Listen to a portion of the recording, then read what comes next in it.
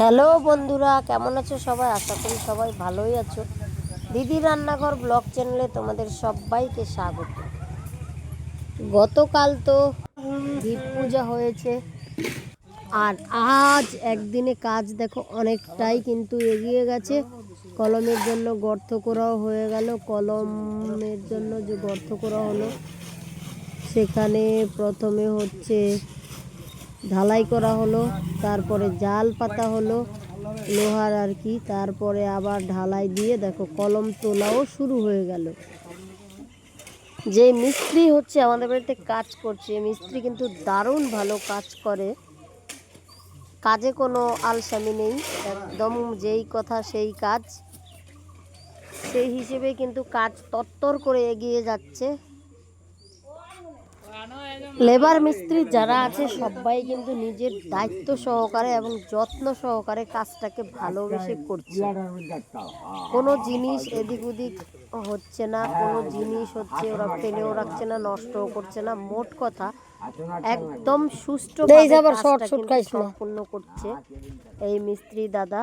আর লেবাররাও কিন্তু সবাই কোনো কাজে ফাঁকি দিচ্ছে না, এক মনে কাজ করছে।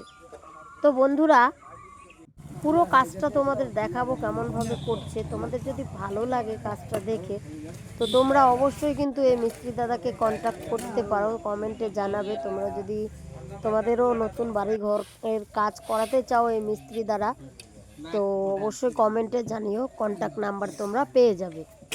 আজকে দুপুরে আমরা কিন্তু ফ্রাইড রাইস রান্না করছি, সবাই মিলে আনন্দ করে খাবো বলে, পিকনিকের মতোই। দেখো এই ফ্রাইড রাইস রান্নার রেসিপিটা কিন্তু দিদি রান্নাঘর চ্যানেলে অলরেডি শেয়ার করে দিয়েছি, তোমরা খাওয়া দাওয়া করলাম। আজকের দিনের শুরুটা দেখিয়েছি তোমাদের কিন্তু বাড়ির কাজ দিয়ে, আর শেষ করতে দিয়ে। তো আজকের এই যে ফ্রাইড রাইস রান্না দেখো আমাদের হয়ে গেছে, গরম গরম ধোয়া ওঠা ফ্রাইড রাইস।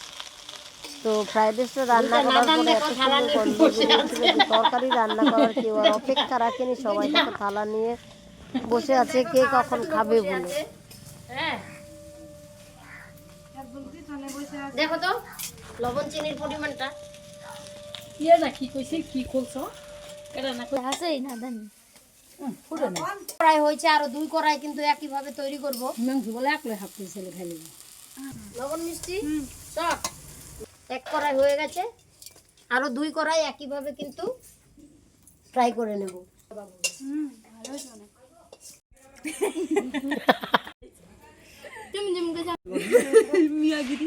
বিকালের দিকে কিন্তু ইটের গাড়ি এসেছে, আর ইটগুলো সাজিয়ে সাজিয়ে যখন রাখছিল, তো সেই ছোট্টবেলা ক্লাস 1-এর কবিতাটা মনে পড়ে গেছে। ইট সাজিয়ে ইটের উপর খেয়াল মতো দেয়াল তুলি গড়ে, সমস্ত দিন ছাদ পিটুনি, গান গেয়ে ছাদ পিটুই শুনি। ঠিক যেন তাই, একদিকে দেখো ইটের গাড়ি আসছে, ওদিকে বালির গাড়ি আসছে, সিমেন্টের গাড়ি আসছে, আর এদিকে মিস্ত্রি দাদারা কিন্তু যত্ন সহকারে দায়িত্ব নিয়ে পুরো কাজটা করছে।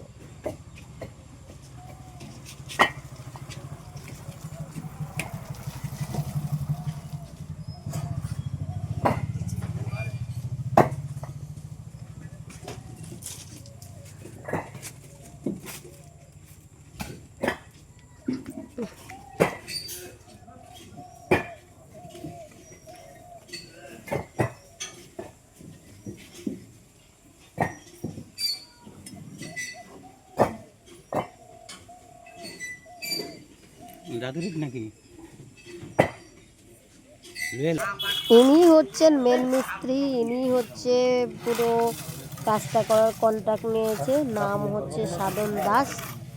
তো ওনার ব্যবহারটাও কিন্তু দারুণ ভালো, যেমন ভালো ব্যবহার তেমন হচ্ছে হাতের কাজ। সব দিক মিলিয়ে তোমরা কেউ যদি চাও তোমাদেরও বাড়ির কাজ এই দাদাকে দিয়ে করাবে, তাহলে তোমরা কমেন্টে জানিও, আর তোমরা অবশ্যই কন্ট্যাক্ট নাম্বার পেয়ে যাবে। কাল আবার মেয়ের জন্মদিন আছে, সেই জন্য সন্ধেবেলায় হচ্ছে নারকেলের নাড়ু তক্তি বানাবো। তো নারকেলের নাড়ু তক্তির রেসিপিটা কিন্তু তোমরা অবশ্যই দিদি রান্নাঘর চ্যানেলে পেয়ে যাবে, চাইলে কিন্তু সেটাও দেখে নিতে পারো। তো সন্ধ্যা হয়ে গেল, এখন হচ্ছে আজকের ব্লগটা এখানেই শেষ করব। দেখা হচ্ছে তাহলে পরের ব্লগে। ততক্ষণের জন্য তোমরা কিন্তু সকলেই ভালো থেকো, সুস্থ থেকো, টাটা।